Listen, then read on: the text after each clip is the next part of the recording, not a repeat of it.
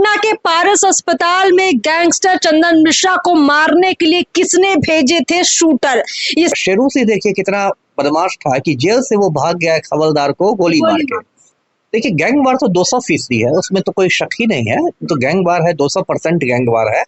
5 shooters आए थे, उसमें जो सबसे आगे चल रहा था उसकी पहचान भी कर ली गई है। जो दाढ़ी वाला शूटर था उसका नाम पटना के पारस अस्पताल में गैंगस्टर चंदन मिश्रा को मारने के लिए किसने भेजे थे शूटर। ये सवाल हर किसी की जुबान पर है, लेकिन जवाब बहुत कम लोगों के पास है। ऐसा जवाब हमें सिर्फ पूर्व आईपीएस अमिताभ दास दे सकते हैं, इसलिए हम इनके पास पहुंचे हुए। सर, आपका बहुत बहुत स्वागत है पीओ भारत पर। देखिए, पुलिस की अपनी थ्योरी चल रही है, लेकिन जो सूत्र होते हैं वो कुछ अंदर की खबरें बताते हैं। सर, आपके पास भी जरूर जानकारी पहुंची होगी, चंदन मिश्रा के मर्डर के पीछे कौन लोग हैं सर। कि पूरी घटना में संक्षेप में दर्शकों को बताता हूँ। ये आज ही सुबह की बात है, 7 साढ़े 7 की बात। ये चंदन मिश्रा पटना के पारस अस्पताल में भर्ती था, कमरा नंबर 209 में, और इलाज करवा रहा था। और अचानक 5 लोग आए। ये बात सीसीटीवी फुटेज पर बिल्कुल साफ है। 5 लोग आए, पिस्तौल लिए आए और लोग आराम से इसकी हत्या करके चले गए। और उनकी ढिठाई देखिए कि 5 में से किसी ने भी अपने चेहरे को ढक के नहीं रखा था, रुमाल भी नहीं चेहरे पर बंधा हुआ था। और बिल्कुल साफ, सबसे आगे जो चला था उसका चेहरा तो बिल्कुल साफ नजर आ रहा था। बाकी 4 लोगों ने टोपी पहनी हुई थी, तो उतना ज्यादा साफ चेहरा नहीं था। अब मैं दर्शकों को बताऊं, ये जो चंदन मिश्रा भी कोई मतलब शरीफ आदमी नहीं था। ये बक्सर का एक दुर्दांत अपराधी था और अभी उम्र कैद काट रहा था, आजीवन कारावास काट रहा था बेऊर जेल में। और इलाज के लिए 15 दिनों के लिए इसको 3 जुलाई को पैरोल पर छोड़ा गया था। और कल यानी 18 जुलाई को इसका पैरोल समाप्त होने वाला था, ये बेऊर जेल लौट जाता। ये देखिए, बक्सर में एक गिरोह चलता था चंदन शेरू गैंग करके, उसमें चंदन मिश्रा चलाता था और इसका दोस्त है ओंकार नाथ सिंह उर्फ शेरू सिंह। और ये लोग बड़े दहशत इन लोगों ने फैला रखी थी। और चंदन मिश्रा के बारे में तो कहते थे कि ये आदमी को पहले से बोल देता है था कि मैं कल तुम्हारी हत्या कर दूंगा, और फिर हत्या कर देता था।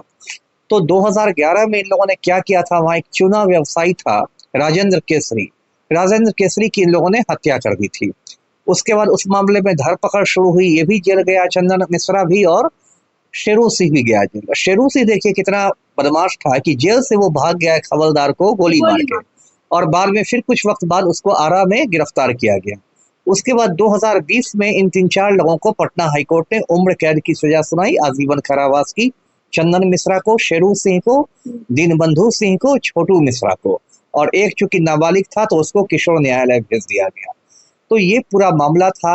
अब ये जो चंदन मिश्रा है, पहले ये बक्सर जेल में रहा, फिर वहां से उसको भागलपुर जेल भेज दिया गया। अभी कुछ समय से पटना के बेऊर जेल में था, इलाज के लिए आया था और वहां उसकी हत्या हो गई। जी, सवाल ये है कि ये पूरी जो हत्या हुई है, ये पूरा मर्डर जो हुआ है, क्या ये एक गैंग वॉर है?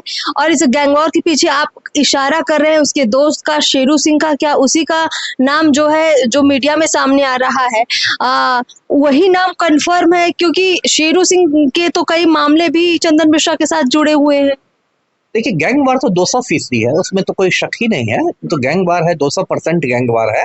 और अभी जो खबरें आ रही है, इसमें जो 5 शूटर्स आए थे, उसमें जो सबसे आगे चल रहा था उसकी पहचान भी कर ली गई है। जो दाढ़ी वाला शूटर था उसका नाम तौसीफ बादशाह बताया जा रहा है, और पटना के फुलवारी शरीफ का वो है, और जमीन का कारोबार भी करता है, और मतलब गुंडा मवाली वाली उसकी छवि है, पहले से भी उसका रिकॉर्ड ऐसा रहा है।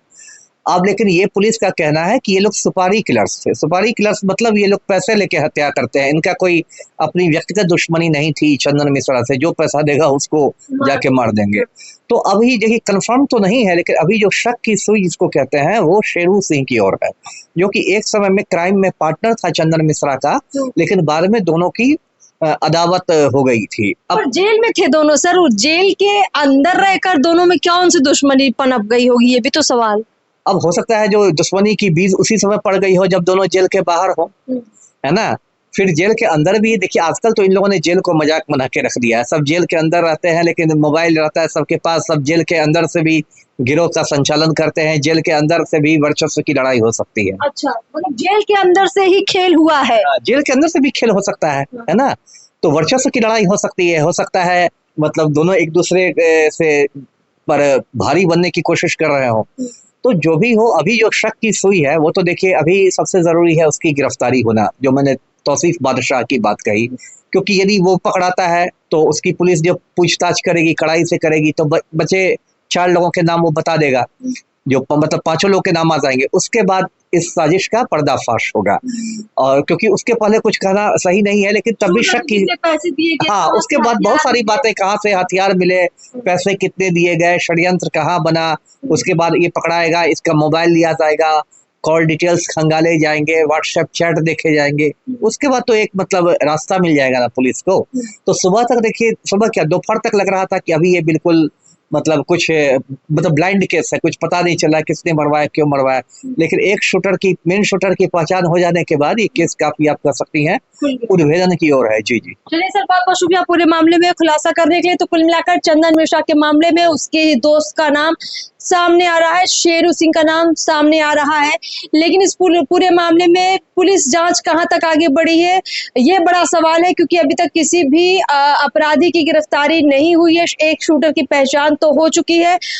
हत्या के पीछे अगर शेरू सिंह भी है तो उसने किस वजह से हत्या करवाई, ये भी एक बड़ा सवाल है, और इसका खुलासा पुलिस ही कर सकती है। आगे जांच में जो कुछ होगा जरूर आप तक लेकर आएंगे। खास खबर में इतना ही। नमस्कार।